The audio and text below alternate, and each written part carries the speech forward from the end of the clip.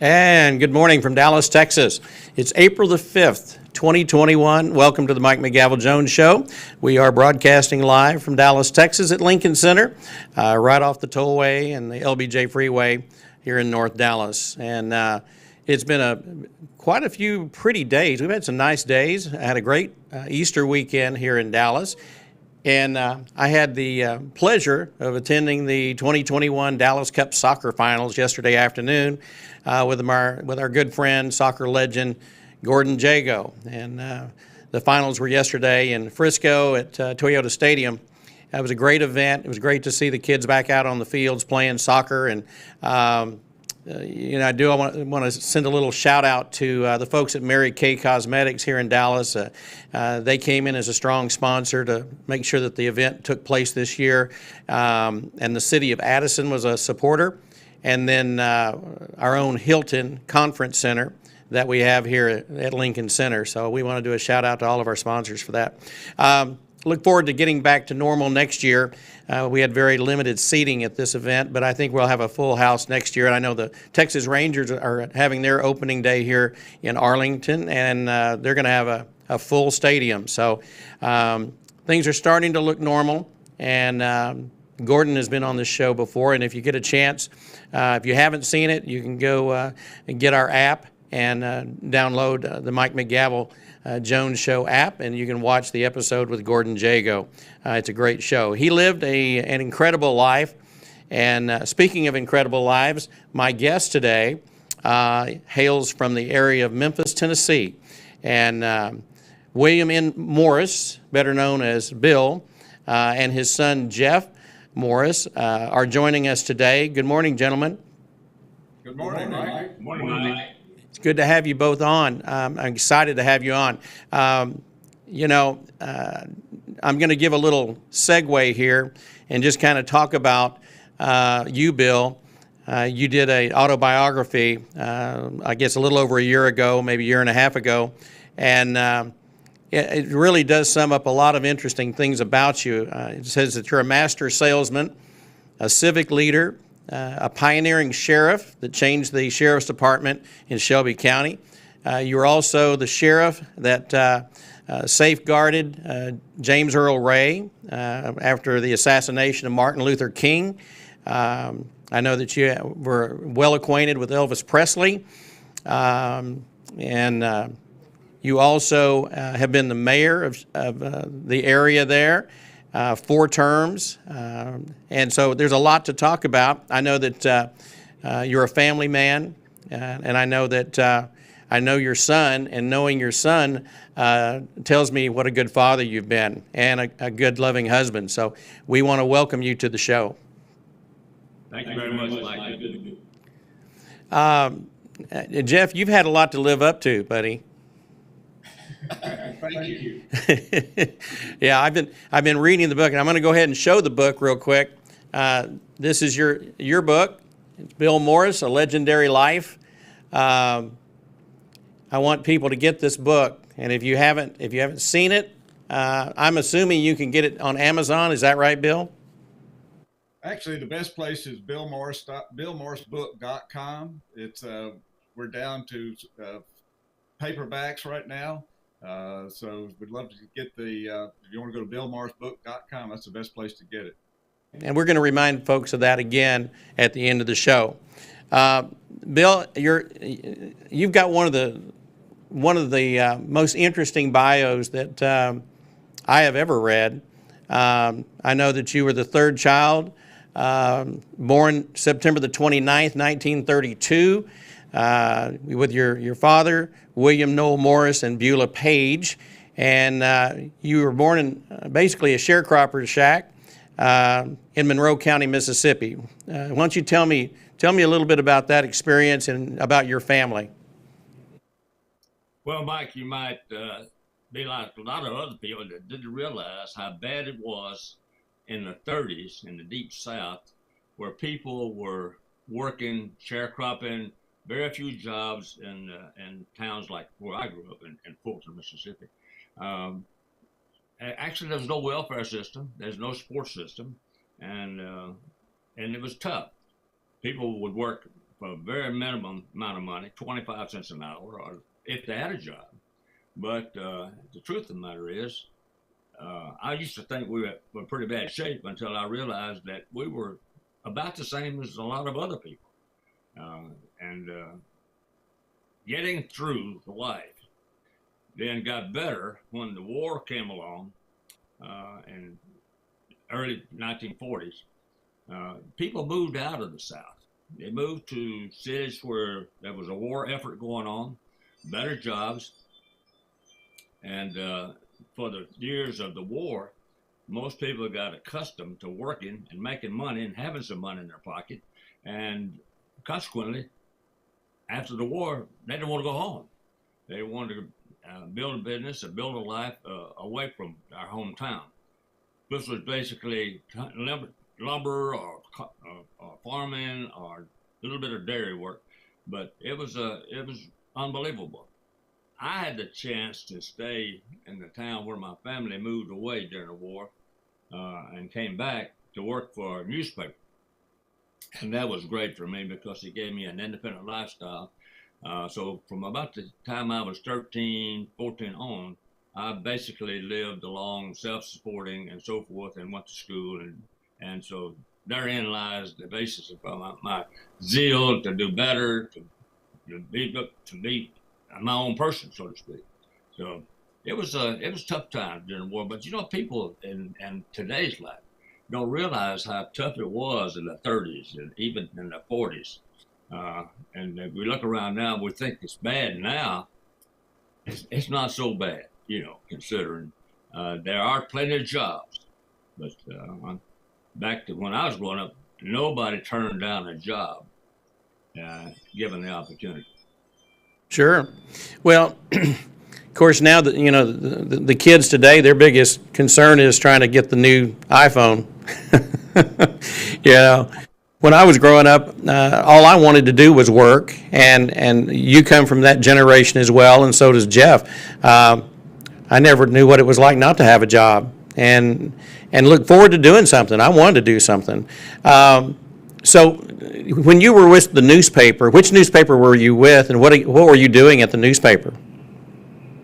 This newspaper was a weekly newspaper, one of two that was printed there. I was a pressman. I did everything you could do in a weekly newspaper. I worked generally from 1 o'clock in the afternoon until 11 o'clock at night, basically 66 hours a week for the 6 years through high school and 2 years of junior college. And it was not a great rewarding job in terms of finances, but it was a great rewarding job in terms of learning the skill. I was the youngest German printer in the state of Mississippi at one time, having served 6 years as an apprentice and became a German printer. That was a source of pride when you came from a family where labor was the only trade that you had, just labor. But I learned a trade. I realized how important a trade was, to have something that you could offer that everybody didn't have a chance to offer. And so, in the Wamba County Times. Huh? Is it? In the Wamba County Times, right. Fulton, Mississippi. And they had a slogan: the only newspaper in the world that cares anything about Itawamba County, where I grew up. So I and worked all those years. And after I finished my junior college years, I got on the Greyhound bus and headed to Memphis because I felt like there needed to be another opportunity for me. And so I hooked out of town. But that was in 1952. And it was I've always been grateful. Just recently, that newspaper honored me by having Bill Morris Day in Fulton, Mississippi, where the mayor and everybody came out, and it was pretty exciting. How far is it from where you grew up to Memphis? About 110 miles. Highway 70, halfway between Birmingham and Memphis, on the same highway going from Memphis to Birmingham.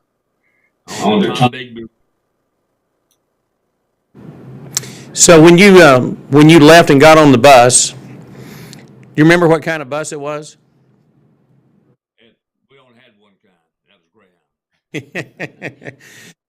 It came through town morning and late. I think it isn't or wasn't Memphis like a hub for Greyhound at one time? Absolutely, it was. And later on, when I was in Memphis, the head of Greyhound became a very good friend of mine and a great supporter. Just a few years later, politically, and I thought about that, having that Greyhound bus to get him out of Fulton and into different work opportunities. So Greyhound was big, and it still is. Dad, who passed away last July, it reminds me, and he was in media. He did a lot of stuff with radio stations and TV stations, but he was also with Greyhound and with Continental Trailways. And in fact, after I had not seen him for about probably 25 years, I went to Memphis, and that's where we got reacquainted back in the 80s. So I think fondly. In fact, my sister Lori, who I'm really close with, she lives here in Texas now, but at the time they were in Tennessee and Mississippi too. And I remember the first thing we did when we got together was go to Graceland, and that's the first picture that was taken of me and her, and sitting in front of Graceland on those benches out front. So I'm very fond of Memphis, Tennessee.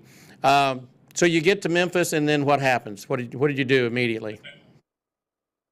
First thing I did, I went to the University of Memphis State College, and got a part-time job working, going to law school at night. And then I met Jeff's mom my senior year, and the consequences was that we got married. But next thing I know, I'm in the Army, and it's a couple of years, 101st Airborne Division, served 2 years, came back out of the Army in 1956. On my way, actually out of town to go looking for a job in Chicago and that area, but by coincidence, I happened to meet a lady that suggested I might want to settle in to a job in Memphis and the printing industry. She called someone she knew at a company, and 2 hours later, I was being interviewed by that company, and that's where I was given a job immediately, and I stayed in that job for 6 years. And so that was my start as far as business. But during that period of time, the most important thing, not only did I pursue my printing career and sales career, but I was invited to participate in an organization called the Junior Chamber of Commerce, a large young men's organization that was a leadership organization where you learn to do by doing, by being involved in civic organizations, helping to make things happen, to support causes. And I really enjoyed that. And they had 100 plus projects going on all the time. Bicycle safety, Miss Memphis contest, all those kinds of things. It gave me an opportunity to learn and got to know several hundred young men in Memphis who were similar situations to me, young accountants, young lawyers, young businessmen. And consequently, from 1962, when I got out of the Army, it was 2 years later that we determined that there was a bad situation in the Sheriff's Department. By this time, I'm like 30 years old. And they said, JC's determined, well, you know, young men can change the world generally because we don't know it can't be done. So without realizing that we might be elected, we decided to field a candidate for sheriff, and fielding that candidate with the optimism of making a case for better law enforcement in Memphis. And I was selected one afternoon, meeting with a couple of three or four of my JC friends, and having a beer and talking about the situation. I drew the short straw, and I became the candidate. And my wife thought I had lost my mind, probably had at that moment. But I became the candidate, and a few months later, one of my opponents said, you know, I've known Bill Morris a long time. He don't know the difference between a 6-gun and a 6-pack. But I was elected sheriff at 31. And my department became one of the top sheriff's departments no, on the second term, the first time and the only time ever ran without opposition. And it was during a critical time of law enforcement. Things were happening, the civil rights struggle was going on, and of course, history reveals, obviously, in 1968, today is the anniversary of the assassination of Martin Luther King, this day, April the 4th. And so a lot has happened since then. And what we were doing back in 1968 was we were wrestling with labor problems and racial relations and the crime situation. And it was a challenging time. Obviously, it was probably, other than the last year or so, probably the most volatile time in the United States, period. And of course, I was a child when all that was happening, but I remember it all quite well, and was always curious about history and the current events and political events and things of that nature.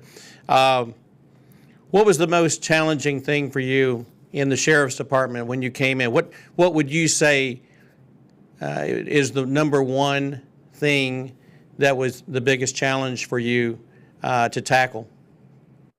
Well, first of all, I didn't have any law enforcement experience at the age of 31, and I came in with throwing out the old guard, and because the employees, for the most part, had been hired through political connections and what have you. And so I wanted to professionalize the department. And I brought with me a young man my same age in the JCs who also had law enforcement experience, and he became my law enforcement arm and support. So with his help and with the help of the director of police in Memphis at that point, we were able to meet the challenge of changing the good old boy network system in law enforcement. And so we hired and trained and started the first professional training academy. And then the second part, I was treating everybody equally, black or white, and developing a reputation of avoiding abusing people, stopping the practice of making judgment calls. If we arrested somebody, we let the courts determine innocence or guilt. And so that became the hallmark of my terms in sheriff, and consequently, we were selected as the #1 sheriff's department and the #1 sheriff by the Kiwanis Club nationally at that particular time, because the sheriff's departments around the country were starving for some correction of the way people were being treated. The corruption in law enforcement at that time, and many communities was pretty prevalent. And Integrating the squad cars. Integrating the squad cars. Oh yeah, integrated squad cars, which was a big item. Blacks could not arrest white people, black deputies, when I went there. So we changed it that day. We also had colored water fountains. We changed that the first day I went in, and so there's a big change. The Civil Rights Act had been passed the same year I was elected, and we enforced the Civil Rights Act. And that became a whole new window for people to see what law enforcement could be if operated properly. And even since that time, even today, I never ran an election, which I did when I did not get the majority of the African American vote. And it was because I think in Memphis, the community really felt that they were being represented in the sheriff's department and the mayor's office. I mean, for all the years I was mayor. It was an interesting study. People who are treated fairly will react fairly. No doubt about that. I commend you for all the things that you did when you were acting as mayor in a very difficult time. Tell me, since we're going down that road, let's talk about the assassination of Martin Luther King, one of the most historic events in the nation's history, probably one of the top 4 or 5 things that have happened that people talk about, and of course that changed the course of the country. It was very difficult, hard time for a lot of cities, and I can only imagine what you were dealing with. Kind of give me the overview of when you found out it had happened. You know, when Martin Luther King was in Memphis, were there any special security measures taken, or did he handle his own things, or did he just not worry about such? Mike, I think there's a combination of both the city police, the sheriff's department, and of course the National Guard. The National Guard was in Memphis because we'd had a lot of civil unrest, labor strikes, and so forth leading up to. That's why King was in the city. We were having all these problems and marches and what have you. And the week before he was assassinated, he had come to Memphis and had intended to have a march or situation, and something happened, and he canceled that, and he came back on the day before, on April the 4th. But there was a lot of unrest there, you know, and of course the combination of the state and local, city, and county, we were able to keep the city wrapped up pretty good, and of course we were expecting certainly a lot of continued civil unrest. We had no idea that there would be an assassination, of course. But when that happened, I was about 1 mile away from the Rain Motel in Memphis, making an arrest of some people who were raided, or they were part of the protesting group. And then I got the call that there had been a shooting, and the city mayor came by, and I asked him to hold the guys that I had just arrested, that I was going to make the scene for Dr. King's shooting. And I did, and I was there shortly, and the body was moved out about the time I got there. And of course, from that point on that night, whether in Chicago or Washington or wherever, there was all sorts of violence taking place, burning and looting. And Memphis was no different, except that we were lucky that we had the National Guard in Memphis at the same time. And nobody else in Northern City had done that because they didn't need it. But we activated the National Guard immediately. We put a curfew into effect, and we closed the city down by midnight. Nothing was happening. Other cities like Washington, D.C. and Chicago and other places, looting and burning continued throughout the night. So that was kind of what it was then, that night. Well, shortly after the shooting, I met with the Justice Department, the Bureau of Prisons, and all the various departments together, and we organized what the response was going to be when the assailant or the assassin, the shooter, once that person was in custody, what were we going to do? We were already familiar with what happened in Dallas, and my friend Bill Drucker, who was one of the great sheriffs of the country in Dallas, and I talked about this, is how President Kennedy, he was killed in Dallas, but then his assassin was also killed in custody. Well, we want to make sure that in Memphis, Tennessee, we didn't have that reputation of letting the person accused of killing the president or Martin Luther King, a person of that status. So security became a great measure once we had the arrest made, and that was going to be obvious that was going to happen. And then I, as the sheriff, was the constitutional one responsible for that security. And with the help of the Justice Department, the Vice President of the United States, Hubert Humphrey, and others, we were able to put together the best team you could possibly imagine. Securing the prisoner then became a great responsibility, and one that I've been proud of because it was a team effort, and we successfully, after the arrest of James Earl Ray, we transported him to Memphis, we put him in the jail, and no one was ever able to photograph him in custody. Because I always believed if you can photograph a person, you can shoot him. If you don't believe that, look what happened to Ronald Reagan, for example. And so we had all of those experiences as evidence of what we needed to do to make sure that it did not happen, that we could protect the judicial system by making sure that the accused had his day in court. So tell me about the arrest of James Earl Ray, for those that don't know the history. And, you know, we live in a time where the younger generation seems to not find history as interesting as those of us who lived in certain times.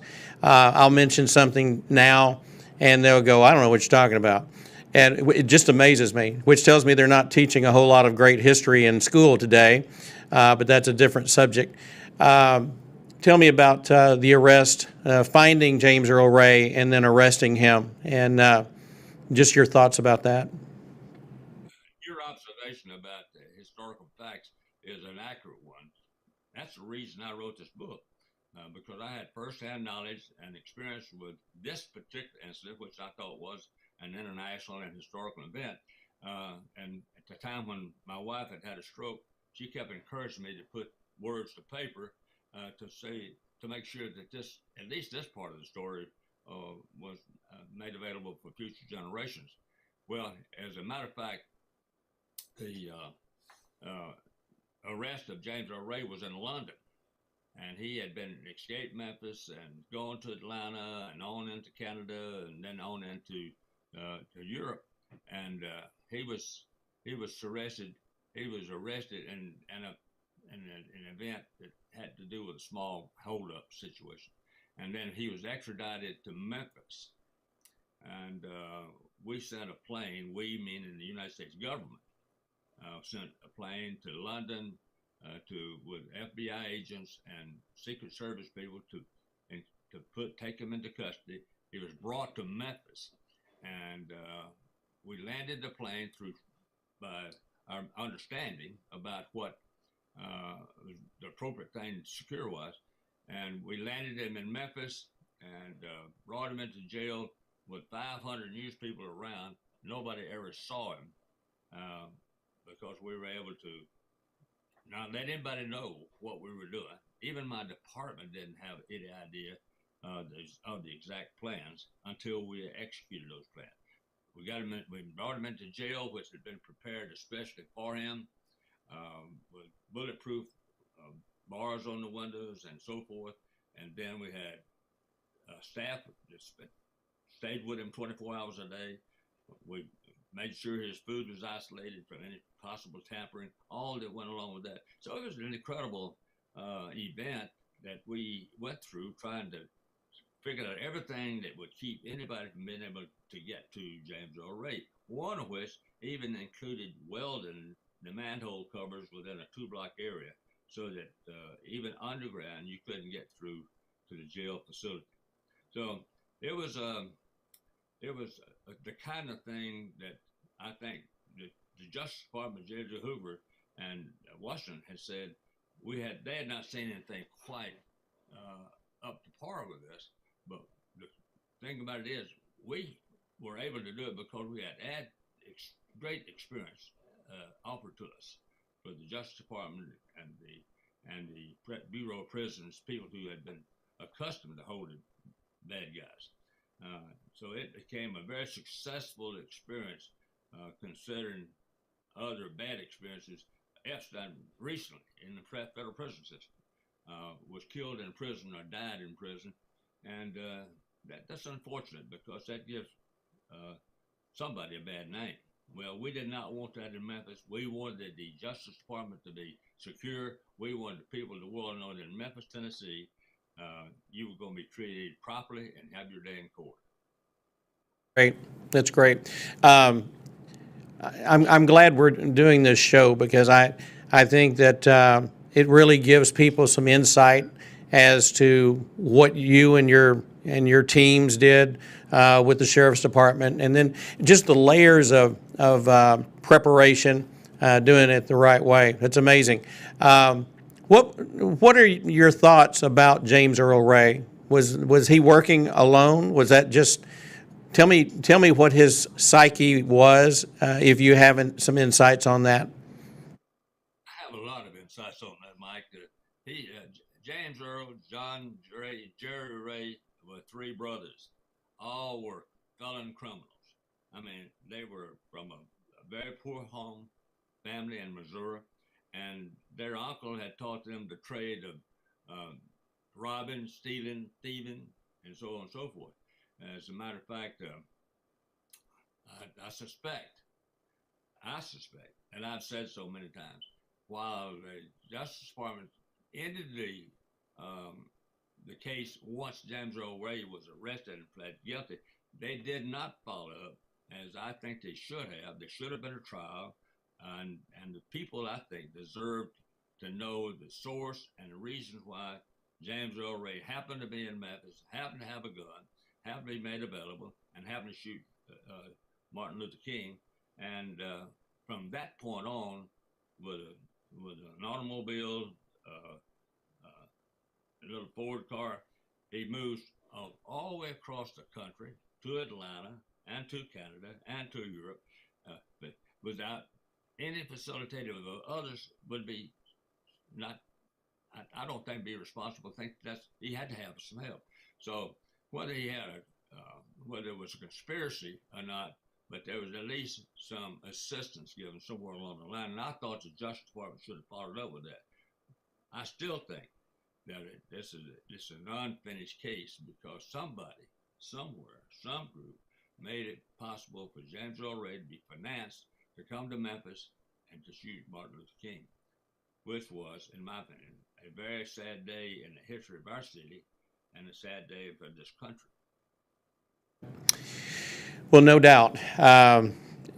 We lived in interesting times in the 60s.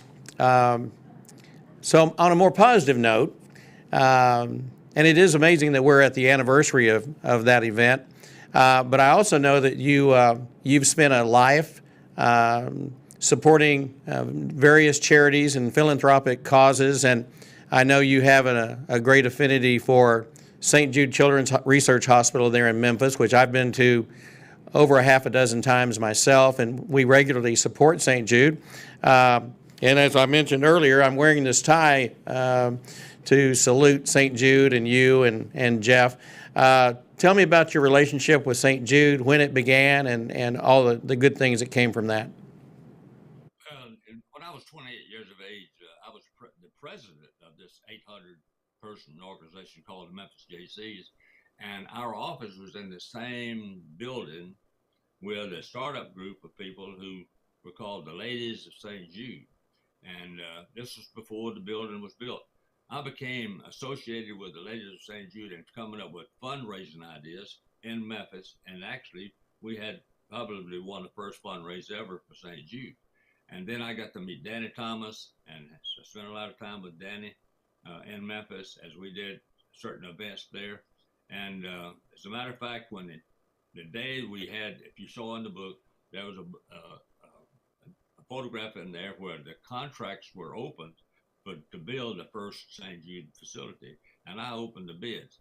And so from then on, throughout the years ahead, I went to cities all over America with Daddy, not only as a citizen, but as a sheriff, and then as the mayor over the years. And I've been an active board member of the hospital since it was basically built still, and I'm active today. You know what's so interesting? Never would I have known, except through the eyes of Danny Thomas, just how important this was and how much many wonderful things, miracles have happened. My own granddaughter is now a patient at St. Jude, 17 years of age, with leukemia, AML leukemia. She's been there since November, and she'll be there for many months yet. So I'm experiencing what I have advocated over all the years, that this hospital is a life-saving facility. Its research that's going on is a miracle in and of itself. Even Danny Thomas, who died in 1991, would have no idea of the outcome of all of his efforts all the years going back to the late 50s when I first got involved. It is a great thing for Memphis, and if you look at the footprint of buildings and the commitment to various protocols in Memphis, it's unbelievable what is taking place there now. So, it takes many millions of dollars every day to treat and research the patients and the people who come to St. Jude. And they're able to do this without any governmental support and without any support from the families whose children go there. So that is, in and of itself, the fulfillment of a life of Danny Thomas. And when he died, I was in California and was able to seat the various presidents and so forth at his funeral. And I thought how incredible this is, that one man can make this kind of difference in the lives of so many millions throughout the entire world. So my philosophy has always been how grateful I am in such a very limited way that I can play in on that playground, of being able to do something for history, for people, to help somebody who is suffering from a cause have a better life. Well, it is incredible. And, you know, I've been fortunate enough to start going. I guess the first time I was there was in 1998. And then I've continued to go back either every other year or every 2 or 3 years, and with various folks from the National Auctioneer Association. And I don't know if you're familiar with this or not. You probably are, but I'll go ahead and say it. Approximately, I guess, 3 years ago, I think it was 3 years ago, we traveled to Memphis to celebrate the National Auctioneer Association working with St. Jude, because St. Jude is our national designated charity. And we had a couple of great champions, international champion auctioneers that go up each year and do an auction with the kids. And of course, that couldn't happen this last year because of the pandemic. But that particular year that we went, we also dedicated a new conference room to the doctors that come from all over the world to meet. And it does have the plaque from the National Auctioneer Association. So I'm really proud of what the National Auctioneers Association has done and our members in the years that we've been involved with St. Jude. And St. Jude is just something special. People, until you've been there, you don't realize how special it is. You can watch all the infomercials you want to, but I always encourage people, anytime you're going through Memphis, if you can pre-plan a tour of the hospital, it'll change your life. I said that when I went in 1998. My daughter was 5 years old, and I dedicated myself to St. Jude, and have carried through that, and wish other people would do the same. You're never going to go wrong giving back to children, and as can be witnessed by you and your granddaughter, and we wish her very well, and we'll be praying for her. And I ask all of the people within my voice to pray for her and her good health as well. So I'm a big fan of St. Jude and what they're doing. Switching gears, you know, you've got so many. Go ahead. Let me just make one comment about the auctioneers. What you all have done, you've added a whole new dimension to the importance of getting people involved around the country engaged in the support of this effort. You and partners like you throughout the world actually sustains that organization and given it the opportunity to fulfill all the dreams of a lot of research. You know, we have 900 doctors on staff, research doctors at St. Jude. That's an incredible number of people. And imagine what that does for Memphis. But I point out, that's what I hope everybody understands, this is not a Memphis hospital. This is a world hospital that happens to be located in Memphis, Tennessee. And it has support of Memphis, but it has support of people in Chicago, all over. And so we lay claim to being a part of the organization, but we stress that this is not a Memphis hospital. It just happens to be located here. A lot of entertaining things about Memphis, as you well know. And as the mayor, you were an advocate for international trade. I know that you were interested in that a lot. I also know that you earned a seat on President Ronald Reagan's the International Economic Committee. I really did read up on you, by the way. But you were just a great supporter. You're the ultimate cheerleader for Memphis, Tennessee. And I know that you were friends with Kimmons Wilson and the gentleman who started Holiday Inn.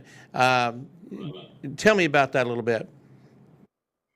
Well, my first connection with Kemmons Wilson was I was in the printing business, and he wanted to have a brochure printed for franchising the Holiday Inns of America. And I became the salesman. My art department designed a brochure, a franchise booklet. And when I showed it to him, oh, he loved the brochure. And then we gave him the price on printing it. He said, hell no, I'm not going to pay those kind of prices. And with that, he started his own printing business. And then he used my design, my company's design, from which we sued him for plagiarism. And then we go back and go into court, and he said, oh, I know that. He said, I should have done that, but he paid. But we became close friends from that point forward, traveled together a lot, doing many things, but he was a wonderful guy, and even all of his family to this day, we have been had a close friendship. He was an extraordinary person in that he said to me on one occasion, he said, you know, Bill, people think that everything I touch turns to gold. He said, that is far from the truth, because if you look at my record, if you really look deep into my accounting system, you would find that about 45% of everything I touched turned to, you know what, because, but I had more successes than I had losses, so consequently, we were able to succeed at the level we have. But he was a great guy. He was a gambler. You know, he's a guy that sold popcorn out of a popcorn cooker in front of the theater in Memphis. So he had a tough time early on, but he was an entrepreneur. He found a slot in life, and he made it really work for him. But he gave back. At my university in Memphis, we have the Holiday Inn University, and that's for the industry that he supported, to have an opportunity to have a classroom availability to people to learn about the hospitality industry. So there is a degree in hospitality at my university because Kemmons Wilson made it happen. And I was I was actually in Memphis to go to St. Jude. This has been several years ago. I couldn't even tell you what year it was now, sometime in the 2000s. And I was given a Kemmons Wilson's book, his story and the story of Holiday Inns. And, you know, it's always interesting to me to read up and learn from people who have been entrepreneurs and how they made it and how they many times were broke and then made a comeback and then went broke and made a comeback. Sam Walton's another example of that. You know, he wasn't always the richest man in the world. So it's interesting. I also know that you, through your politics, I know that you did run for governor, and we'll talk about that in a minute. But I also know that because of your work as mayor and being involved in some politics, you got to know and meet quite a few U.S. presidents, and I believe it was 5 presidents that you knew. Yeah, you know, for one reason or the other. By the way, through St. Jude, for example, we had presidents to come to Memphis and play in the St. Jude tournament, and then I think every president we've ever had Bush, both Bush, Mrs. Bush, all of these people at that level have made journeys to St. Jude, and as mayor and as sheriff and all the, I had the opportunity to interface with them from the time they landed in Memphis until the time they left. And then I got to know people like Jimmy Carter, who came to Memphis for the Midwinter Conference, and I spoke at that same convention with President Carter. And then my family was invited to the White House. So did Bill Clinton invite us to the White House, and the Bushes invited us to the White House. So we had that kind of relationship because of my involvement in Memphis. And that was a pretty nice experience to see how that all works. Then I took a leadership position with the county executives and the mayors of America. I became the head of that organization. And with that, I had a particular opening to go in to visit with the president on a number of occasions. And that's how I think with Ronald Reagan, I became a part of his National Economic Advisory Board. And that was a great experience. A kid from Fulton, Mississippi, who had to raise the money to get a Greyhound bus ticket to go to Memphis, Tennessee, when I was young. That was a long ways from that experience. So, but not to be heady about it, but I have to tell you, if you aren't excited when you sit down and across the desk and talk and speak with the President of the United States, then there's something wrong with it. It's a Yeah. great experience in a great country, and we don't necessarily always agree with all the presidents, but I have to tell you, it's a long road for a person to become president of the United States, no matter what. And that is the strongest seat of power in the world. And I was just, you got to be humble by the opportunity to sit down and talk with them.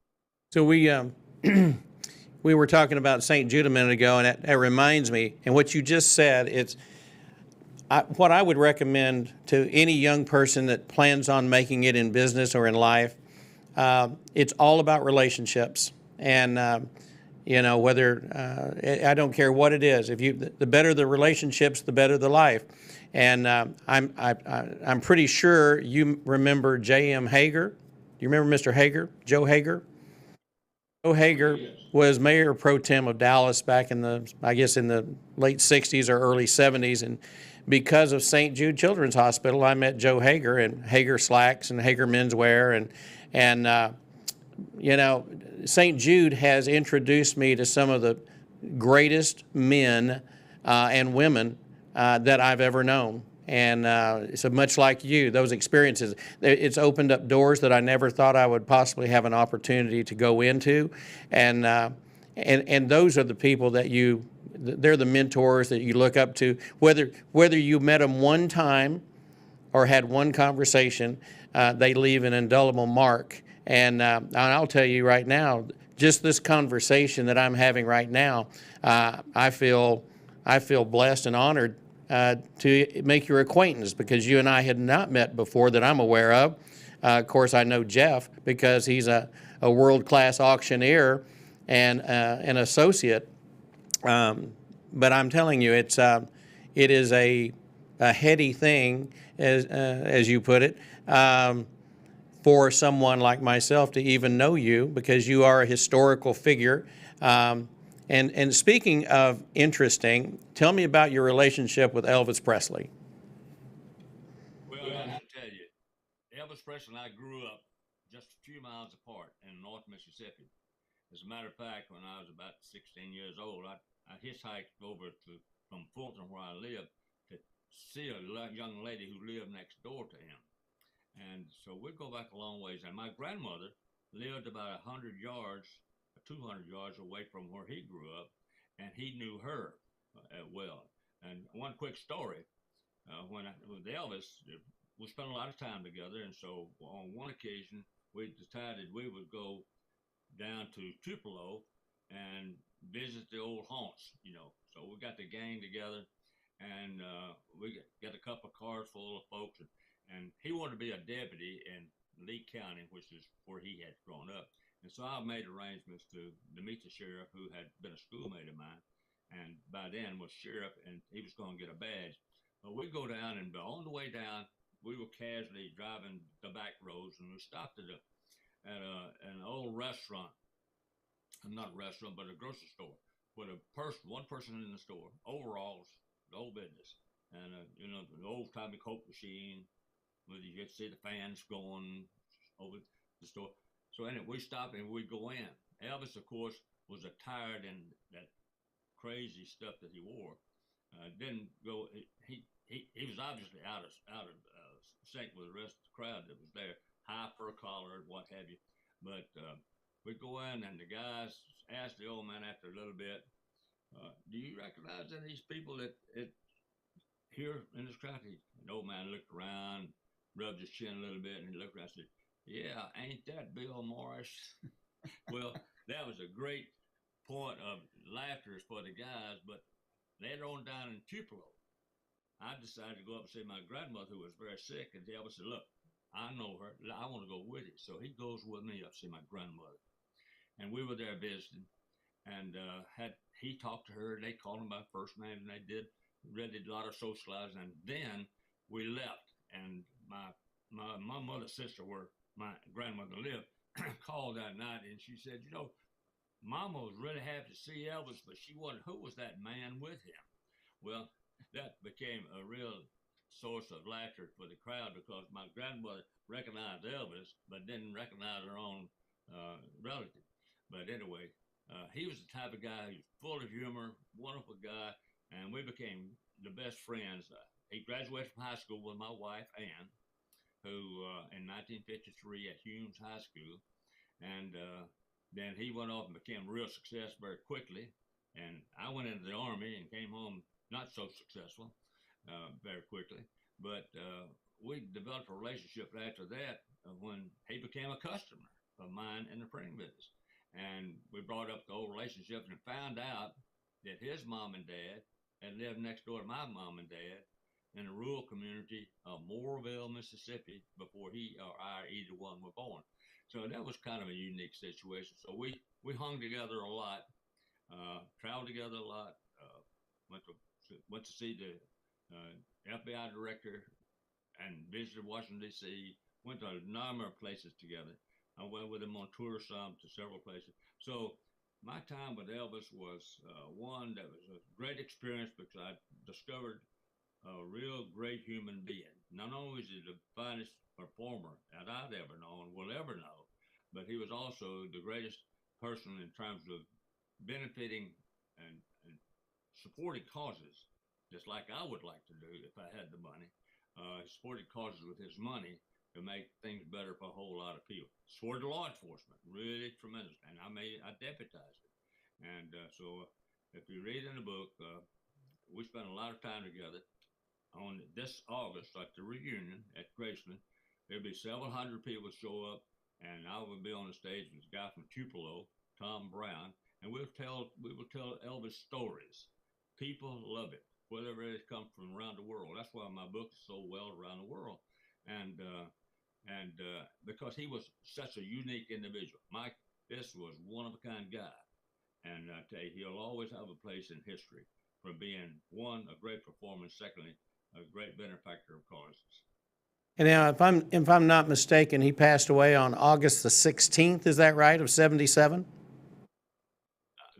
August, August, middle of August, right? It's coming up August 15th. We will have a reunion there at Graceland, which we've done every year ever since he died 43 years ago. And I can't even believe it's been that long. It's well, he was something else. I was a huge fan. Missed my opportunity to see him. I had a couple of opportunities, and I found something else that I obviously felt like I needed to do. But in retrospect, I can assure you I don't remember where I was when I should have been watching Elvis in Fort Worth, Texas, or Houston, Texas. You know, he even played the Astrodome during the rodeo when I lived there in high school.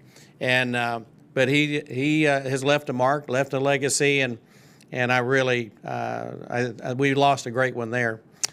You ran for governor in '94, is that right? I did.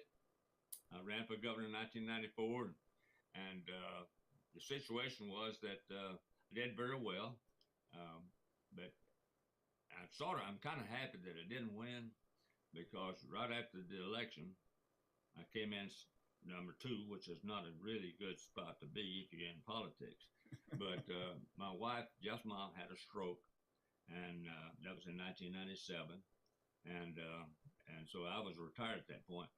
The next 19 years, I dedicated my life to her life, and I became her caregiver, her cook, her nurse, her doctor, and all that went with that.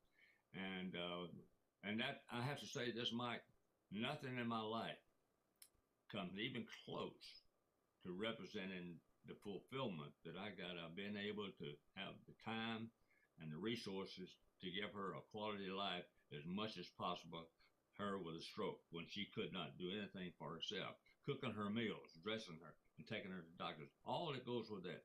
At the end of the day, there's no greater gift than I've ever had than that, to have that opportunity with a family to take care of the mother of my children.